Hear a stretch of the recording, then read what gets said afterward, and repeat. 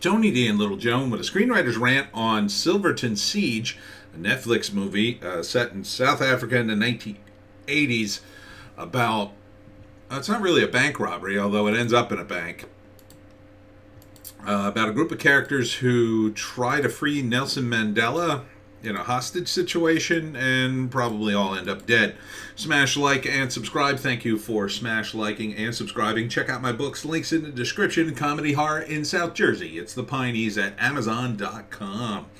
Now, so 1980, they're running from the cops. They end up inside a bank. They take it hostage, and their demands are free Nelson Mandela, which ain't gonna happen. I forget when Nelson Mandela got out of prison, but I don't believe it was because they took hostages in a bank.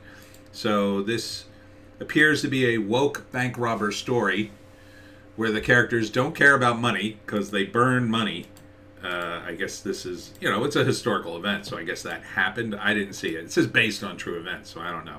But they did use the term privilege in the trailer, in the dialogue of the movie, and I just thought, I bet that's not the kind of language that would be in the 1980s, but okay. So, so it's like making the hostage takers, April 27th, if you want to say it. It's like making the hostage takers kind of the heroes. Now, this could be a good movie. This could be a good movie in that way, but we're in such woke times, and it is on Netflix. I don't hold out any hope that this is anything but like, ooh, we'll do an action movie, and we'll be super woke about it. Like, I don't think that can work, but we'll see. I don't know. So first, it's billed as an action movie, so that's a positive.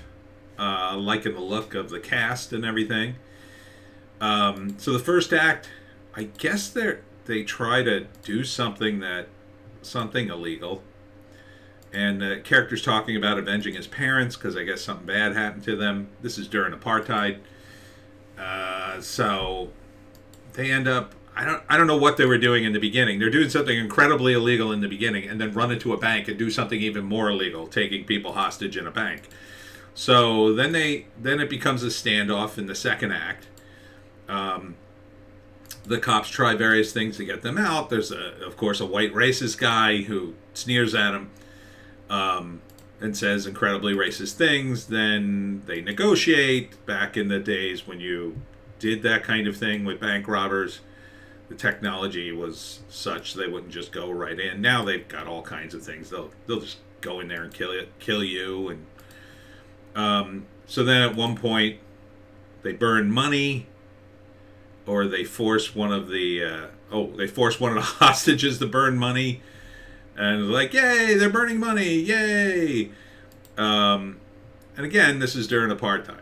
So, and then it's about, take the shot. Do they take the shot? I don't know what happened in the historical events, but it seems it can't be good. The third act is probably them all being killed or captured. And then at the end of the movie, you get the scroll, well, what really happened was blah, blah, blah, and just a few days later, Nelson Mandela walked out of prison or whatever. Did this influence it? I don't know. I'm sure the movie will take lots of liberties in that direction, but I'm going to lean towards it sounding pretty woke to me. It sounded like a woke bank robbery movie where the money's not important, it's the ideology's important. And look, I wanted Nelson Mandela released, but you have to understand the politics of South Africa. They're pretty socialist, pretty communist on the Nelson Mandela front. And when Nelson Mandela got out, things were really good for a short time, and then after that, things have kind of gone downhill ever since. There was a window of time where it was like, yay, we're free, and now it's like they're trying to do reparations, and it's destroyed the country, in my view. I mean, they're doing things. The government there now is completely out of control.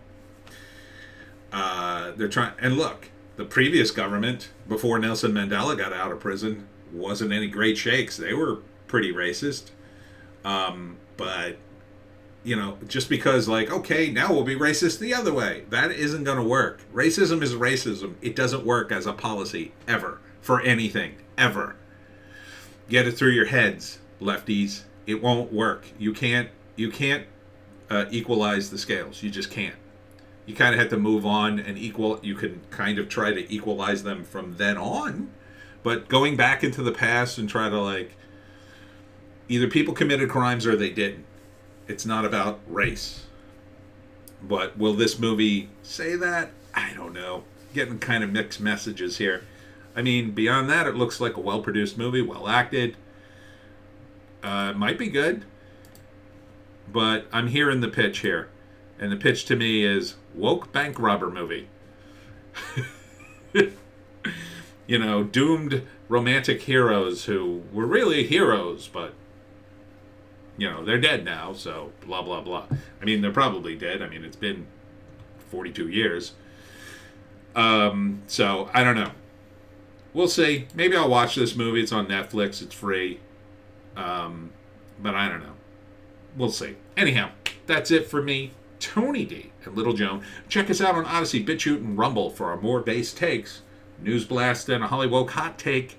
Make sure you get on the alt platforms, and we'll see you tomorrow.